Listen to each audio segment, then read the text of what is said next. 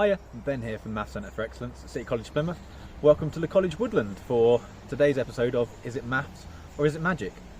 Before we start, you're going to need a calculator today, so if you don't have a calculator, pause the video, grab a calculator, come back, press play. Got a calculator? Good. Now think of a 3-digit number, any 3-digit number you want, and then in your calculator, write it down twice. So if you've got 1, 2, 3, the number in your calculator will look like this. If you've picked 999, your calculator will have 6 nines. Once you've done that, divide this number by 11. Done that? Good. Now divide it by 13.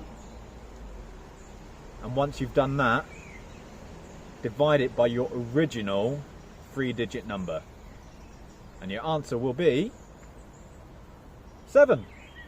Let us know what you think. Hope you have a good day. Bye.